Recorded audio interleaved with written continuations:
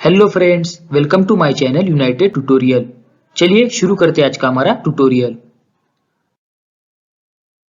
Classification of plants, यह chapter आज हम देखने वाले। क्लासिफिकेशन ऑफ प्लांट्स मतलब वनस्पति का वर्गीकरण।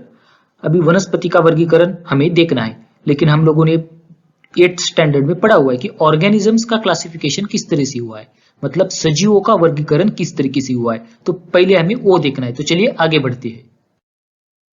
How have living organisms been classified, इसका मतलब सजीवों का वर्गीकरण किस तरीके से हुआ है, ये हमें पूछा गया है। अभी हमें ये लास्ट क्लास में मतलब 8th स्टैंडर्ड में आप लोगों को हो गया है। आप लोगों ने पढ़ा है कि रॉबर्ट व्हिटाकर ने क्या किया था, पंचसृष्टि पद्धति के द्वारा वर्गीकरण किया था, यानी 5 किंगडम सिस्टम ऑफ क्लासिफिकेशन। ये रॉबर्ट व्हिटाकर ने दिया था, प्रपोज किया था एक ऐसा क्लासिफिकेशन जो आप लोगों ने 8th स्टैंडर्ड में पढ़ा है। अगर आपको याद आ रहा है तो आपको सोचिए, आपको याद आ जाएगा। चलिए मैं आपको बता देता हूं। इस तरीके से वो क्लासिफिकेशन था। क्या था? लिविंग ऑर्गेनिजम्स दो टाइप में, प्रोकैरियोटिक और यूकैरियोटिक। प्रोकैरियोटिक मतलब हम क्या बोल सकते हैं, आदि केंद्र की, और यूकैरियोटिक मतलब दृश्य केंद्र की। प्रोकैरियोटिक में मोनेरा आता है, यूकैरियोटिक यूनिसेल्युलर मल्टीसेल्युलर में, यानी एकपेशीय और बहुपेशीय।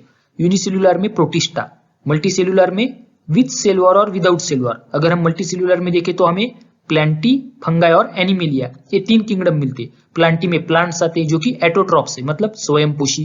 फंगाई मतलब आपको पता होगा, फंगाई मतलब क्या होते हैं, कवक। वो क्या होते हैं, हेट्रोट्रॉप्स यानी परपोषी। और एनिमेलिया में सारे एनिमल्स आते हैं जो वो भी हेट्रोट्रॉपी होते हैं, मतलब वो भी परपोषी ही होते हैं। लेकिन यहाँ पे इंपॉर्टेंट क्या है, प्लांटी और फंगाई ये दोनों में सेल वॉल होता है। यहाँ पे दिया है विद सेल वॉल में प्लांटी और फंगाई दिया गया है। और एनिमल में क्या होता है, सेल वॉल नहीं होता। तो एनिमल किस में आता है, विदाउट सेल वॉल में। तो ये पूरा का पूरा क्लासिफिकेशन है। हम बोल सकते हैं 5 किंगडम सिस्टम ऑफ क्लासिफिकेशन है व्हिटाकर का, जो रॉबर्ट व्हिटाकर ने प्रपोज किया था, जो आप लोगों ने 8th स्टैंडर्ड में पढ़ा है। ये आपको याद आ रहा होगा और इस चैप्टर में भी ये इंपॉर्टेंट है, तो ये याद रखिए।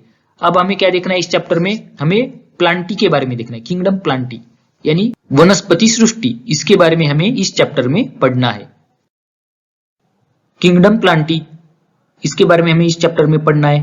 और अभी हम देख लेंगे इस चैप्टर में हमें क्या क्या पढ़ना है, या फिर हम पहले ओवरव्यू देख लेंगे इस चैप्टर का, या फिर ऐसा भी बोल सकते हैं हम कि किंगडम प्लांटी और कैसे कैसे क्लासिफाई हुई है, मतलब कैसे कैसे वर्गीकरण हुआ है किंगडम प्लांटी का, वो हम देखेंगे। और यही इस चैप्टर में हमें पढ़ना है। तो पहले तो 2 टाइप आते हैं, कौन से, क्रिप्टोजेम्स और फेनेरोजेम्स। अभी क्रिप्टोजेम्स मतलब क्या, क्रिप्टोजेम्स का मतलब है अबीजपत्री, और फेनेरोजेम्स का मतलब है बीजपत्री। अबीजपत्री मतलब हम उसे अपुष्प भी बोल सकते हैं, सीधी भाषा में अपुष्प क्या है, क्रिप्टोजेम्स। और फेनेरोजेम्स क्या है, सपुष्प, यानी उनमें पुष्प है। अभी आपको नाम से पता चल रहा होगा, अपुष्प और सपुष्प। वैसे हम डिटेल में देखने वाले हैं इनके बारे में आगे। तो पहले हम देखेंगे अभी इनका क्लासिफिकेशन। अभी जो क्रिप्टोजेम्स है वो 3 टाइप्स में क्लासिफाई होते हैं। कौन से, थैलोफाइटा, ब्रायोफाइटा और टेरिडोफाइटा। टेरिडोफाइटा की स्पेलिंग पी से स्टार्ट हो रही है, लेकिन पी यहाँ पे क्या है, साइलेंट है। ये बात आपको याद रखनी है। उसका जो प्रोनाउंसिएशन है वो कैसा है, टेरिडोफाइटा। अभी जो फेनेरोजेम्स है वो 2 टाइप्स में क्लासिफाई होते हैं, जिम्नोस्पर्म्स और एंजियोस्पर्म्स। जिम्नोस्पर्म्स को हम क्या बोल सकते हैं मराठी में, अनावृत्त बीजी, और एंजियोस्पर्म्स को आवृत्त बीजी। अभी ये क्या है, इनकी डिटेल हमें देखनी है इस चैप्टर में आगे। और एंजियोस्पर्म अभी फिर 2 टाइप में क्लासिफाई होंगे, डायकोटिलेडॉन्स और मोनोकोटिलेडॉन्स। डायकोटिलेडॉन्स मतलब द्विबीजपत्री, और मोनोकोटिलेडॉन्स मतलब एक बीजपत्री। अभी इनके बारे में हमें इस चैप्टर में जानकारी लेनी है। तो चलिए अब आगे देखते हैं। The group of autotrophic living organisms having eukaryotic cells with cell walls is the group of plants। क्या बोला है, पहले तो हमें प्लांट्स क्या होना है ये पता होना चाहिए। प्लांट्स कौन से ग्रुप है, हम प्लांट्स को क्या बोलते हैं, मतलब वनस्पति है, लेकिन वो वनस्पति क्या है, हम उन्हें एनिमल्स से, फंगाई से किस तरीके से डिफरेंशिएट कर सकते हैं। तो पहले हम देखेंगे प्लांट्स क्या होते हैं। प्लांट्स यानी वनस्पति एक ऐसा ग्रुप है, ऐसा क्या है, ग्रुप है, जिनमें क्या होते हैं, यूकैरियोटिक सेल्स होते हैं। यूकैरियोटिक सेल्स मतलब हम क्या बोल सकते हैं, दृश्य केंद्र की पेशी, और उनमें सेल वॉल्स भी होते हैं। यहाँ पे बोला eukaryotic cells with cell walls. Cells wall मतलब पेशी भित्तिका। तो इनमें क्या होते हैं, दृश्य केंद्र की पेशी होती है और पेशी भित्तिका भी होती है।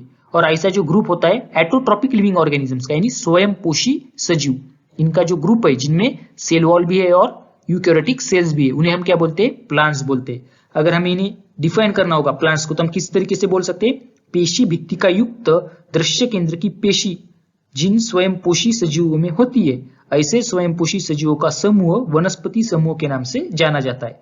तो आपको पता चल गया होगा प्लांट्स क्या होते हैं। अभी प्लांट्स और एनिमल्स, इनमें डिफरेंट क्या होता है प्लांट सेल और एनिमल सेल में, हम कैसे डिफरेंशिएट कर सकते हैं? पहली मेन बात तो प्लांट सेल में सेल वॉल होती है और एनिमल सेल में सेल वॉल नहीं होती। हमने देखा था अभी जो विटाकर का क्लासिफिकेशन देखा था, वहां पे हमने with cell wall without cell wall में देखा था। विद सेल वॉल में प्लांटी आ रही थी और विदाउट सेल वॉल में एनिमल यानी एनिमल्स आ रहे थे। तो पहला तो ये डिफरेंस हो गया। दूसरा डिफरेंस क्या है, चलिए देखते हैं। Plants have become autotrophic as they can perform photosynthesis with the help of chlorophyll। हाँ इंपॉर्टेंट है, प्लांट में क्या होता है, क्लोरोफिल होता है यानी हरित द्रव्य। एनिमल में हरित द्रव्य नहीं होता।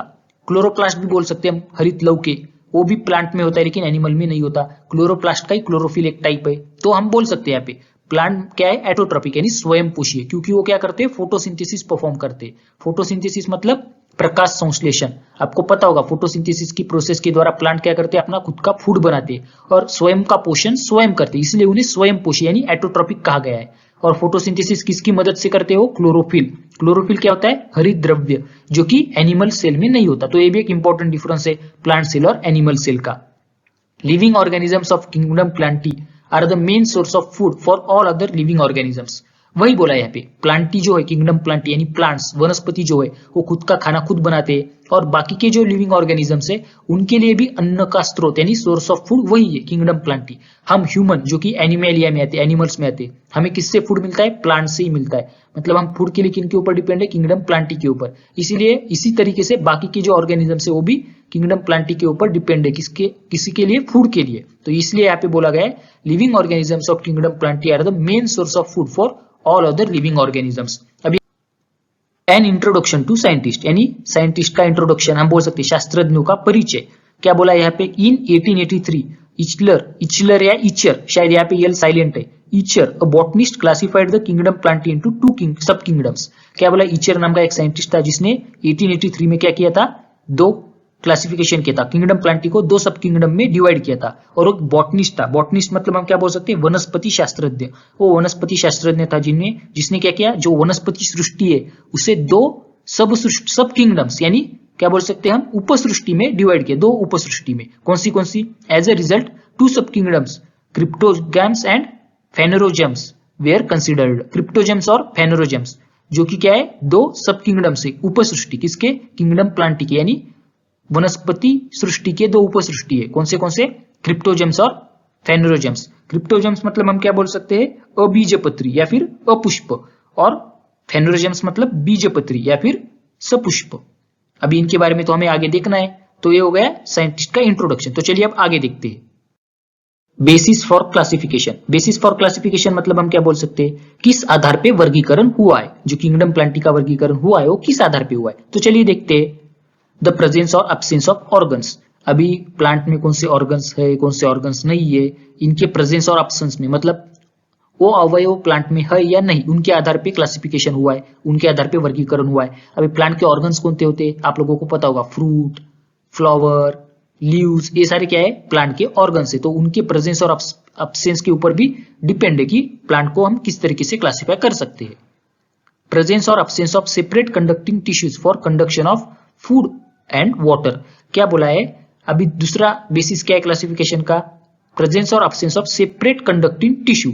मतलब हम क्या बोल सकते हैं, पानी और अन्न इनका वहन करने के लिए स्वतंत्र उति संस्था होती है प्लांट में या फिर नहीं होती है, तो इनके ऊपर भी वर्गीकरण अवलंबन है। तो क्या बोला है यहाँ पे, प्रेजेंस और absence of separate conducting tissues for the conduction of food and water. Whether seeds are enclosed in fruits और नॉट। थर्ड बेसिस क्लासिफिकेशन का क्या बोलता है यहाँ पे, अगर प्लांट में सीड फ्रूट में इंक्लोज्ड है या नहीं, मतलब जो सीड होता है, बीज, जो फल का बीज होता है, वो फल के अंदर है या फल के बाहर है, मतलब बीज के ऊपर फल का आवरण है या बीज के ऊपर फल का आवरण नहीं है। ये भी एक बेसिस है क्लासिफिकेशन का। Number of cotyledons in seeds. और क्या बोला है कि कितने बीज पत्र होते हैं सीड्स में, मतलब एक बीज, सीड मतलब बीज जो होता है, बी, उसमें कितने बीज पत्र होते हैं उसके हिसाब से भी क्लासिफिकेशन होता है। अगर एक बीज पत्र हुआ तो एक बीजपत्री, अगर दो बीज पत्र हुए तो द्विबीजपत्री, जैसे कि मोनोकॉट और डाइकॉट हम बोल सकते हैं, मोनोकॉटिलेडॉन और डाइकॉटिलेडॉन। तो आपको पता चल गया होगा कि अभी बेसिस क्या है क्लासिफिकेशन का। तो इसके हिसाब से क्या हुआ है, डिपेंडिंग अपॉन द एब्सेंस और presence of flowers, fruits and seeds, plants are classified as cryptogams and phanerogams. Cryptogams और फेनोरोजेम्स क्या बोला है, फ्लावर्स, फ्रूट्स, सीड्स, इनके प्रेजेंस या अब्सेंस के ऊपर दो तरीके से क्लासिफिकेशन हुआ है। कौन से? क्रिप्टोजेम्स और फेनोजेम्स। इसको हम क्या बोल सकते हैं? अपुष्प और सपुष्प, या फिर अबीजपत्री और बीजपत्री। तो किसके ऊपर डिपेंड है? फ्लावर, फ्रूट, सीड्स प्लांट में है या नहीं। दूसरा क्या बोला? Depending upon whether seeds are enclosed within a fruit और not, phanerogams are classified as gymnosperms and angiosperms. क्या बोला यहाँ पे? अभी जो बीज होता है उसके ऊपर फल का आवरण है या नहीं, इसके हिसाब से जो बीजपत्री है यानी फेनोजेम्स, उनको दो तरीकों में क्लासिफाई किया। मतलब कौन से? जिम्नोस्पर्म और एंजियोस्पर्म, अनावृत्त बीजी और अवृत्त बीजी, इन दो टाइप्स में क्लासिफाई किया है फेनोजेम्स को। किसके ऊपर डिपेंड है इनका क्लासिफिकेशन? सीड फ्रूट में इंक्लोज्ड है या नहीं, मतलब बीज के ऊपर फल का आवरण है या नहीं। तीसरा क्या बोला है? Angiosperms are further classified as monocots और dicots depending upon the number of cotyledons in seeds. अभी क्या बोला है यहाँ पे? एंजियोस्पर्म यानी अवृत्त बीजी जो होते हैं उनका क्लासिफिकेशन मोनोकॉट और डाइकॉट में किया है। यानी मोनोकॉट और डाइकॉट हम क्या बोल सकते हैं?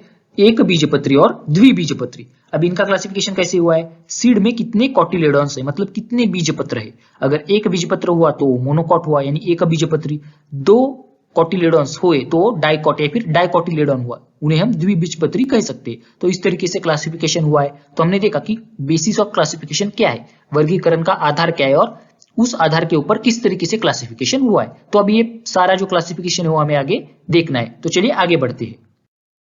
सब किंगडम क्रिप्टोजेम यानी उपसृष्टि अबीजपत्री या फिर अपुष्प बोल सकते हैं। क्रिप्टोजेम्स मतलब अबीजपत्री या फिर क्या बोल सकते हैं उसे? अपुष्प वनस्पति भी बोल सकते हैं। तो अभी इनके बारे में हमें जानकारी लेनी है। क्या है ये?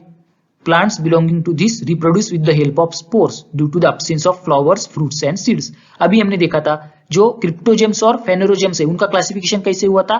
प्लांट में ऑर्गन्स है या नहीं, मतलब फ्रूट, फ्लावर, सीड, ये ऑर्गन्स प्लांट में है या नहीं, उसके हिसाब से तो क्लासिफिकेशन हुआ था। और हमने देखा जो क्रिप्टोजेम्स होते उनमें फ्रूट, फ्लावर और सीड्स नहीं होते और इसीलिए उन्हें क्या बोला है? अबीजपत्री, यानी उनमें बीज नहीं होता। या फिर क्या बोल सकते हैं उसे? अपुष्प, मतलब उनमें पुष्प यानी फ्रूट बोल रहा हूं, फ्लावर नहीं होता। तो इससे क्या बोल सकते हैं हम? उनमें फ्लावर्स, फ्रूट्स और सीड क्या होते हैं? एब्सेंट होते हैं और इसलिए उनका जो रिप्रोडक्शन है वो किसके द्वारा होता है? स्पोर्स के द्वारा। उनमें फ्लावर, फ्रूट तो नहीं होते, तो वो रिप्रोड्यूस किसके मदद से करते हैं? स्पोर के मदद से। हमने अभी देखा था क्रिप्टोजेम्स 3 डिवीजन में क्लासिफाई हुआ है। कौन से? डिवीजन 1 थैलोफाइटा, डिवीजन 2 ब्रायोफाइटा और डिवीजन 3 टेरिडोफाइटा। इसकी स्पेलिंग जो है वो पी से शुरू होती है लेकिन उसका जो प्रोनाउंसिएशन है वो टी से है, टेरिडोफाइटा। तो आपको ये याद रखना है। तो इन तीनों के बारे में हम आने वाले नेक्स्ट ट्यूटोरियल में देखने वाले हैं। तो आशा करता हूं कि अब तक हमने जो भी देखा वो आपको अच्छे से समझ में आ गया होगा। अगर ये वीडियो आपको अच्छा लगा तो वीडियो को लाइक कीजिए, आपके दोस्तों के साथ शेयर कीजिए और चैनल को सब्सक्राइब करना मत भूलिए। अगर आप चैनल पे नए हो तो चैनल को ध्यान से सब्सक्राइब कीजिए और नोटिफिकेशन बेल को ऑन कीजिए ताकि आपको टाइम पे नोटिफिकेशन मिलता रहे। अब हम मिलेंगे नेक्स्ट ट्यूटोरियल में, तब तक के लिए बाय बाय, टेक केयर।